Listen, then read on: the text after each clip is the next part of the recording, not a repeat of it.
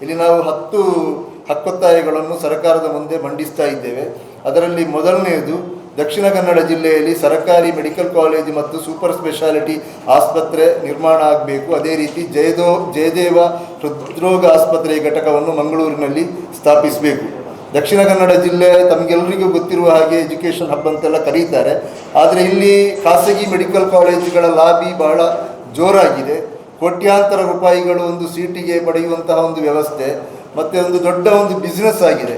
ಇಲ್ಲಿ ಸರ್ಕಾರಿಯಾದಂಥ ಒಂದು medical college ಬೇಕು ಅಂತ ಹೇಳುವಂಥದ್ದು ಇಲ್ಲಿನ ಜನರ ಬಹಳ ಕಾಲದ ಕೂಗಾಗಿದೆ. ಇಲ್ಲಿ ಪ್ರತಿಭಾವಂತ ವಿದ್ಯಾರ್ಥಿಗಳಿದ್ದಾರೆ.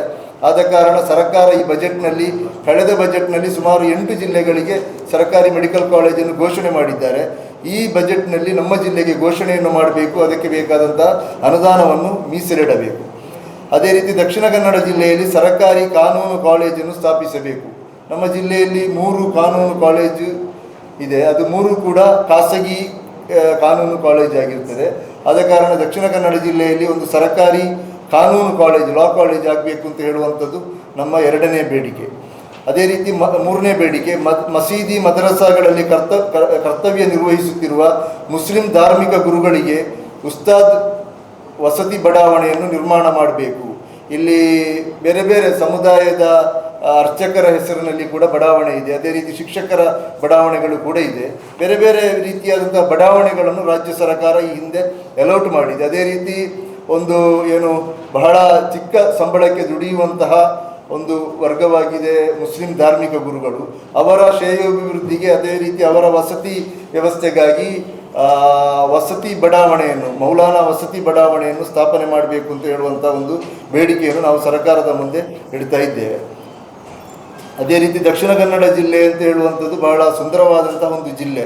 ಅರಬ್ಬಿ ಸಮುದ್ರ, ಪಶ್ಚಿಮ ಘಟ್ಟಗಳ ಮಧ್ಯದಲ್ಲಿರುವಂತಹ ಒಂದು ಜಿಲ್ಲೆ. ಇಲ್ಲಿ ಪ್ರವಾಸೋದ್ಯಮಕ್ಕೆ ಬೇಕಾದಷ್ಟು ಅವಕಾಶಗಳಿದೆ. ಆದರೆ ಸರ್ಕಾರ ಪ್ರವಾಸೋದ್ಯಮವನ್ನು ಅಭಿವೃದ್ಧಿಪಡಿಸಲಿಕ್ಕೆ ದೊಡ್ಡ ಆಸಕ್ತಿಯನ್ನು ತೋರಿಸ್ತಾ ಇಲ್ಲ. ದಕ್ಷಿಣ ಕನ್ನಡ ಜಿಲ್ಲೆಯಲ್ಲಿ ಪ್ರವಾಸೋದ್ಯಮವನ್ನು ಅಭಿವೃದ್ಧಿಪಡಿಸುವುದಾದರೆ ಅದಕ್ಕೆ ತುಂಬ ಅವಕಾಶಗಳಿದೆ. ಅದು ಜಾಗತಿಕ ಮಟ್ಟದಲ್ಲಿ ಈ ಜಿಲ್ಲೆಯನ್ನು ಆಕರ್ಷಿಸಲಿಕ್ಕೆ ಕೂಡ ಸಾಧ್ಯ ಆಗ್ತದೆ. ಆದ ಕಾರಣ ಸರ್ಕಾರ ದಕ್ಷಿಣ ಕನ್ನಡ ಜಿಲ್ಲೆಗೆ ಒಂದು ವಿಶೇಷ ಪ್ರವಾಸೋದ್ಯಮ ಯೋಜನೆಯನ್ನು ರೂಪಿಸಬೇಕು. ಅದರಲ್ಲಿ ನಮ್ಮ ಸಮುದ್ರ ಕಿನಾರೆಗಳಾದಂಥ ಇಟ್ಟಿಯ, ಬೆಂಗರೆ, ತಣ್ಣೀರುಬಾವಿ, ಪಣಂಬೂರು, ಸೋಮೇಶ್ವರ, ಉಳ್ಳಾಳ, ಇಲ್ಲಿ ವಾಕಿಂಗ್ ಟ್ರ್ಯಾಕ್, ಫ್ಲೈ ಝೋನು ಇಂಥದನ್ನೆಲ್ಲ ನಿರ್ಮಾಣ ಮಾಡಲಿಕ್ಕೆ ಅವಕಾಶಗಳಿದೆ. ಮತ್ತು ನಮ್ಮ PWD ಇಲಾಖೆ ವತಿಯಿಂದಲೂ ಕೂಡ ಇಲ್ಲಿ ಕಾಟೇಜ್ಗಳನ್ನು ಕೇರಳ ಸರ್ಕಾರ ಅದನ್ನು ಈ ಸಂದರ್ಭದಲ್ಲಿ ಮಾಡಿದೆ. ಮಿತ ದರದಲ್ಲಿ ಪ್ರವಾಸಿಗರಿಗೆ ತಂಗಲಿಕ್ಕೆ ಬೇಕಾದಂಥ ಕಾಟೇಜ್ಗಳನ್ನು, ಪ್ರವಾಸಿ ಮಂದಿರಗಳನ್ನು ಕೂಡ ನಿರ್ಮಾಣ ಮಾಡಬೇಕು. ಇದಕ್ಕೆ ಕನಿಷ್ಠ ಪಕ್ಷ ಈ ಬಜೆಟ್ನಲ್ಲಿ ಒಂದು 3,000 ಕೋಟಿ ರೂಪಾಯಿಯನ್ನು ಈ ಒಂದು ಯೋಜನೆಗೆ, ಕರಾವಳಿ ಪ್ರವಾಸೋದ್ಯಮ ಅಭಿವೃದ್ಧಿಗೆ ಮೀಸಲಿಡಬೇಕು ಅಂತ ಹೇಳುವಂಥ ಒಂದು ಬೇಡಿಕೆಯನ್ನು ನಾವು ಹಕ್ಕೊತ್ತಾಯವನ್ನು ಸರ್ಕಾರದ ಮುಂದೆ ಸಲ್ಲಿಸ್ತಾ ಇದ್ದೇವೆ. ಮತ್ತು ನಮ್ಮ ಒಂದು ಮುಖ್ಯವಾದಂಥ ಬೇಡಿಕೆ ದಕ್ಷಿಣ ಕನ್ನಡ ಜಿಲ್ಲೆಯ ಬಹುಕಾಲದ ಬೇಡಿಕೆಯೂ ಕೂಡ ಆಗಿರ್ತದೆ. ದಕ್ಷಿಣ ಕನ್ನಡ ಜಿಲ್ಲೆ ದೊಡ್ಡ ವಿಶಾಲವಾದಂಥ ಒಂದು ಜಿಲ್ಲೆ. ಸುಮಾರು ಒಂದು ತುದಿಯಿಂದ ಮತ್ತೊಂದು ತುದಿಗೆ ಹೋಗಬೇಕು ಅಂತಾದರೆ 130-140 ಕಿಲೋಮೀಟ್ರ್ ಅಷ್ಟು ದೂರ ಹೋಗಬೇಕಾದಂತಹ ಒಂದು ಪರಿಸ್ಥಿತಿ. ಇಲ್ಲಿ ಜಿಲ್ಲಾ ಕೇಂದ್ರಕ್ಕೆ ಬರಬೇಕು ಅಂತಾದರೆ ಸುಳ್ಯ ಬಾರ್ಡ್ರ್ ಅಥವಾ ಈ ಕಡೆ ಬೆಳ್ತಂಗಡಿಯಿಂದ ಜಿಲ್ಲಾ ಕೇಂದ್ರಕ್ಕೆ ಬರಬೇಕು ಅಂತಾದರೆ 100-130 ಕಿಲೋಮೀಟ್ರ್ಗಳಷ್ಟು ಸಂಚರಿಸಿ ಬರಬೇಕು. ಇದನ್ನೆಲ್ಲವನ್ನು ಇಟ್ಟುಕೊಂಡು ಇದೊಂದು ದೊಡ್ಡ ಜಿಲ್ಲೆ. 1999ರಲ್ಲಿ ಜಿಲ್ಲೆ ವಿಭಜನೆಯಾಗಿ ಉಡುಪಿ ಜಿಲ್ಲೆಯಾಗುವಾಗ ಇಲ್ಲಿ 5 ತಾಲೂಕುಗಳಿತ್ತು. ಇವಾಗ ಇಲ್ಲಿ ತಾಲೂಕುಗಳು 9 ಆಗಿದೆ. ಇನ್ನೂ ಕೂಡ ತಾಲೂಕುಗಳ ಬೇಡಿಕೆ ಇದೆ. ವಿಟ್ಲ ತಾಲೂಕು ಹೊಸದಾಗಬೇಕು ಅಂತ ಹೇಳುವಂತಹ ಒಂದು ಕೂಗು ಕೂಡ ಕೇಳಿ ಬರ್ತಾ ಇದೆ. ಆದ ಕಾರಣ ಇದನ್ನೆಲ್ಲ ಇಟ್ಟುಕೊಂಡು ಪುತ್ತೂರನ್ನು ಕೇಂದ್ರೀಕೃತವಾದಂಥ ಒಂದು ಹೊಸ ಜಿಲ್ಲೆಯನ್ನು ಸರ್ಕಾರ ಘೋಷಣೆ ಮಾಡಬೇಕು. ಅದಕ್ಕೆ ಬೇಕಾದಂಥ ಎಲ್ಲ ಅರ್ಹತೆಗಳು ಕೂಡ ಇದೆ ಪುತ್ತೂರು ನಗರಕ್ಕೆ, ಅದೇ ರೀತಿ ದಕ್ಷಿಣ ಕನ್ನಡ ಜಿಲ್ಲೆಗೆ ಆ ಮಾನದಂಡ ಇದೆ. ಅದನ್ನು ಇಟ್ಕೊಂಡು ಬಜೆಟ್ನಲ್ಲಿ ಸರ್ಕಾರ ಹೊಸ ಜಿಲ್ಲಾ ಘೋಷಣೆ ಮಾಡಬೇಕು ಮತ್ತು ಅದಕ್ಕೆ ಬೇಕಾದಂಥ ಅನುದಾನವನ್ನು ಮೀಸಲಿಡಬೇಕು. ಮತ್ತು ದಕ್ಷಿಣ ಕನ್ನಡ ಜಿಲ್ಲೆಯಲ್ಲಿ ಬ್ಯಾರಿ ಸಮುದಾಯ ಅಂತ ಹೇಳುವಂಥದ್ದು ದೊಡ್ಡ ಸಮುದಾಯ, ನಮಗೆಲ್ಲ ಗೊತ್ತಿರುವ ಹಾಗೆ ದೊಡ್ಡ ಸಮುದಾಯವಾಗಿದೆ.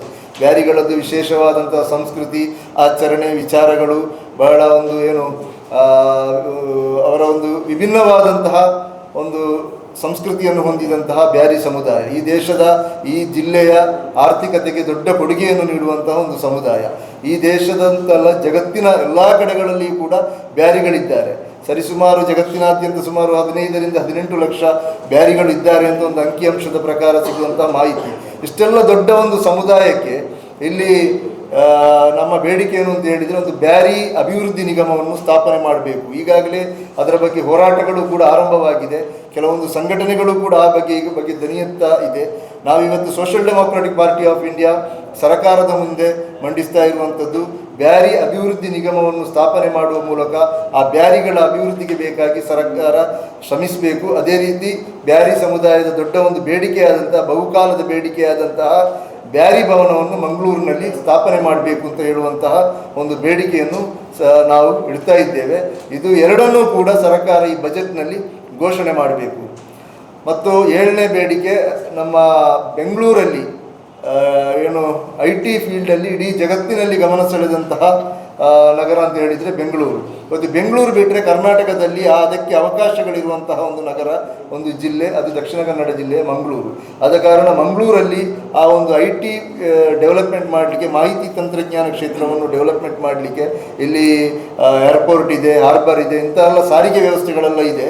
ಡೆವಲಪ್ಮೆಂಟ್ ಮಾಡಲಿಕ್ಕೆ ಮಂಗಳೂರಿನಲ್ಲಿ ಒಂದು ಮಾಹಿತಿ ತಂತ್ರಜ್ಞಾನದ ಟೆಕ್ನೋ ಪಾರ್ಕನ್ನು ಸರ್ಕಾರದ ಸ್ಥಾಪಿಸಬೇಕು ಅಂತ ಹೇಳುವಂತಹ, ಅದಕ್ಕೆ ಬೇಕಾದಂತಹ ಮೂಲಭೂತ ವ್ಯವಸ್ಥೆಯನ್ನು ಸರ್ಕಾರ ಮಾಡಿಕೊಡಬೇಕು. ಮತ್ತು 8ನೇ ಬೇಡಿಕೆ, ಜಿಲ್ಲೆಯಲ್ಲಿ ಸಾಂಪ್ರದಾಯಿಕ ಕೃಷಿಯಾದಂತಹ ಭತ್ತದ ಕೃಷಿಯು ಇವತ್ತು ಅವನತಿಯ ಅಂಚಿಗೆ ತಲುಪಿದೆ. ಒಂದು ಕಾಲದಲ್ಲಿ ನಮ್ಮ ಜಿಲ್ಲೆಯ ಸಾಂಪ್ರದಾಯಿಕ ಕೃಷಿಯಾಗಿತ್ತು ಭತ್ತ, ಇವತ್ತು ಇಲ್ಲದು, ಅದು ನೋಡಲಿಕ್ಕೆ ಸಿಗ್ತಾ ಇಲ್ಲ. ಎಲ್ಲಿಂದಲೂ ನಾವು ಖರೀದಿ ಮಾಡಬೇಕಾದಂಥ ಪರಿಸ್ಥಿತಿ. ಇಂದಿನ ಜನ್ರೇಷನಿಗೆ ಅಕ್ಕಿ ಹೇಗೆ ಬೆಳೆಯುತ್ತದೆ ಅಂತ ಕೇಳಿದರೆ ಅವರಿಗೆ ಗೊತ್ತಿಲ್ಲ. ಆದ ಕಾರಣ ಆ ಕೃಷಿಯನ್ನು ಡೆವಲಪ್ಮೆಂಟ್ ಮಾಡಲಿಕ್ಕೆ ಮತ್ತು ನಮಗೆ ಒಂದು ಒಳ್ಳೆಯ ಆಹಾರವನ್ನು ಸಿಗಲಿಕ್ಕೆ, ನಮಗೆ ಬೇಕಾದಂಥ ಭತ್ತವನ್ನು ಇಲ್ಲೇ ಬೆಳೆಸುವಂಥ ಒಂದು ವ್ಯವಸ್ಥೆ ಕೂಡ, ಅದಕ್ಕೆ ಬೇಕಾದಂಥ ಕೃಷಿ ಭೂಮಿ ಕೂಡ ಇಲ್ಲಿ ಇದೆ. ಅದಕ್ಕೆ ಬೇಕಾಗಿ ಕೇರಳ ಸರ್ಕಾರ ಇತ್ತೀಚೆಗೆ ತಂದಂಥ ಒಂದು, ಕಳೆದ ಸರ್ಕಾರದ ಅವಧಿಯಲ್ಲಿ 1 ಎಕರೆ ಕೃಷಿ ಭತ್ತ ಕೃಷಿ ಮಾಡುವವರಿಗೆ 2 ಲಕ್ಷ ರೂಪಾಯಿ ಸರ್ಕಾರ ಪ್ರೋತ್ಸಾಹಧನ ಕೊಡ್ತಾ ಇದೆ. ಅದೇ ರೀತಿಯಾದ ಒಂದು ಪ್ರೋತ್ಸಾಹಧನವನ್ನು ಕರ್ನಾಟಕ ಸರ್ಕಾರ ನಮ್ಮ ದಕ್ಷಿಣ ಕನ್ನಡ ಜಿಲ್ಲೆಗೂ ಕೂಡ ಭತ್ತ ಕೃಷಿ ಮಾಡುವವರಿಗೆ ಕೊಡಬೇಕು ಅಂತ ಹೇಳುವಂತಹ ಒಂದು ಬೇಡಿಕೆಯನ್ನು ನಾವಿಡ್ತಾ ಇದ್ದೇವೆ. ಮತ್ತು ಕರ್ನಾಟಕ ಹೈಕೋರ್ಟಿನ ಸಂಚಾರಿ ಪೀಠವನ್ನು ಮಂಗಳೂರಿನಲ್ಲಿ ಸ್ಥಾಪಿಸಬೇಕು. ಸಂಚಾರಿ ಪೀಠ ಅದನ್ನು ಮಂಗಳೂರಿನಲ್ಲಿ ಸ್ಥಾಪಿಸಬೇಕು ಅಂತ ಹೇಳುವಂತಹ ಒಂದು ಬೇಡಿಕೆಯನ್ನು ಇಡ್ತಾ ಇದ್ದೇವೆ. ಬೆಳಗಾವಿ, ಗುಲ್ಬರ್ಗದಲ್ಲಿ ಎಲ್ಲ ಸಂಚಾರಿ ಪೀಠ ಇದೆ. ಅದೇ ರೀತಿ ಮಂಗಳೂರಲ್ಲಿಯೂ ಕೂಡ ಸಂಚಾರಿ ಪೀಠವೊಂದನ್ನು ಸ್ಥಾಪಿಸಬೇಕು. ಮತ್ತು ದಕ್ಷಿಣ ಕನ್ನಡ ಜಿಲ್ಲೆಯ ಪ್ರಮುಖ ವಾಣಿಜ್ಯ ಬೆಳೆಯಾದಂಥ ಅಡಿಕೆ ಕೃಷಿಗೆ ಎಳ್ಳೆ ಚುಕ್ಕಿ ಮತ್ತು ಹಳದಿ ರೋಗ ನಿರಂತರವಾಗಿ ಬಾಧಿಸ್ತಾ ಇದೆ. ದಕ್ಷಿಣ ಕನ್ನಡ ಜಿಲ್ಲೆಯ ಒಂದು ಪ್ರಮುಖ ವಾಣಿಜ್ಯ ಕೃಷಿಯಾಗಿರ್ತದೆ. ಇಲ್ಲಿನ ಆರ್ಥಿಕತೆಯಲ್ಲಿ ದೊಡ್ಡ ಪಾಲು ವಹಿಸುವಂಥದ್ದು ಅಡಿಕೆ ಕೃಷಿ. ಇಡೀ ದೇಶದಲ್ಲಿ ಅಡಿಕೆಗೆ ಮಾರುಕಟ್ಟೆ, ಅಡಿಕೆಯ ಕೃಷಿಯಾಗುವಂತಹ ಒಂದು ಪ್ರದೇಶ ನಮ್ಮ ದಕ್ಷಿಣ ಕನ್ನಡ ಜಿಲ್ಲೆ. ಅಡಿಕೆ ಮಾರ್ಕೆಟ್ ಅಂತ ಹೇಳಿದರೆ ಅದು ಪುತ್ತೂರು ಮಾರ್ಕೆಟ್ ಆಗಿರ್ತದೆ, ಹೆಸರುವಾಸಿ ಅದು ಶಿವಮೊಗ್ಗ ಮತ್ತು ಪುತ್ತೂರು. ಆದ ಕಾರಣ ಇಲ್ಲಿನ ಆರ್ಥಿಕತೆಯಲ್ಲಿ ದೊಡ್ಡ ಪಾಲಿದೆ. ಅಡಿಕೆಯನ್ನು ನಂಬಿದಂತಹ ದೊಡ್ಡ ಸಂಖ್ಯೆಯ ರೈತರು ಈ ಜಿಲ್ಲೆಯಲ್ಲಿದ್ದಾರೆ. ಅವರಿಗೆ ನಿರಂತರವಾಗಿ ಈ ರೋಗಗಳು ಅಡಿಕೆಗೆ ಬಾಧಿಸುವ ಕಾರಣ ಒಂದು ಕೆಲವು ವರ್ಷಗಳಿಂದ, 4-5 ವರ್ಷಗಳಿಂದ ರೈತರು ಕಂಗಾಲಾಗಿದ್ದಾರೆ. ಅದನ್ನು ಸರ್ಕಾರ ಗಂಭೀರವಾಗಿ ಪರಿಗಣಿಸಬೇಕು. ಮತ್ತು ಅಡಿಕೆ ಕೃಷಿಗೆ ಒಂದು ಬೆಂಬಲ ಬೆಲೆಯನ್ನು ಕೂಡ ಸರ್ಕಾರ ಘೋಷಿಸಬೇಕು. ಅದು ಕಾಟಾಚಾರಕ್ಕೆ ಬೇಕಾಗಿ ಘೋಷಿಸುವುದು ಬೇಡ. ಮತ್ತೊಂದು, ಕರಾವಳಿಯಲ್ಲಿ ಅಡಿಕೆ ಸಂಶೋಧನಾ ಕೇಂದ್ರವನ್ನು ಕೂಡ ಸ್ಥಾಪಿಸಬೇಕು ಅಂತ ಹೇಳುವಂತಹ ಈ 10 ಬೇಡಿಕೆಗಳನ್ನು, ದಕ್ಷಿಣ ತುಂಬ ಬೇಡಿಕೆಗಳಿದೆ. ನಾವೀಗ ಪ್ರಮುಖವಾದಂಥ 10 ಬೇಡಿಕೆಯನ್ನು ಸರ್ಕಾರದ ಮುಂದೆ ಇಡ್ತಾ ಇದ್ದೇವೆ. ಅದನ್ನು ಈ ಬಜೆಟ್ನಲ್ಲಿ ಸರ್ಕಾರ ಅದನ್ನು ಮಂಡನೆ ಮಾಡಬೇಕು, ಅದನ್ನು ಘೋಷಣೆ ಮಾಡಬೇಕು. ಮತ್ತು ಅದಕ್ಕೆ ಬೇಕಾದ ಅನುದಾನವನ್ನು ಕೂಡ ಮೀಸಲಿಡಬೇಕು. ಇದಕ್ಕೆ ಬೇಕಾಗಿ ಜಿಲ್ಲೆಯ ಎಲ್ಲ ಜನರು ಕೂಡ ಪಕ್ಷಭೇದ ಮರೆತು ಧ್ವನಿ ಎತ್ತಬೇಕು. ನಮ್ಮ ಜನಪ್ರತಿನಿಧಿಗಳು ಕೂಡ ಈ ಬಗ್ಗೆ ಒತ್ತಡ ಹೇರುವಂಥ ಕೆಲಸ ಮಾಡಬೇಕು. ಮತ್ತು ಮಾನ್ಯ ಪತ್ರಕರ್ತರಾದ ತಾವೆಲ್ಲರೂ ಕೂಡ ಈ ಬಗ್ಗೆ, ಇದು ಜಿಲ್ಲೆಯ ಬೇಡಿಕೆಯಾಗಿರ್ತದೆ. ಇದಕ್ಕಾಗಿ ಇದನ್ನು ಇವತ್ತು SDPI ನಿಮ್ಮ ಮುಂದೆ ಇಡ್ತಾ ಇದೆ. ಇದರ ಬಗ್ಗೆ ಮುಂದಿನ ದಿವಸಗಳಲ್ಲಿ ನೀವು ಕೂಡ ಸರ್ಕಾರವನ್ನು ಒತ್ತಡ ಹೇರುವಂಥ ಒಂದು ಕೆಲಸವನ್ನು ಮಾಡಬೇಕು ಅಂತ ಹೇಳುವಂಥ ಒಂದು ವಿನಂತಿಯನ್ನು ಈ ಸಂದರ್ಭದಲ್ಲಿ ಮಾಡಿಕೊಳ್ತಾ ಇದ್ದೇವೆ.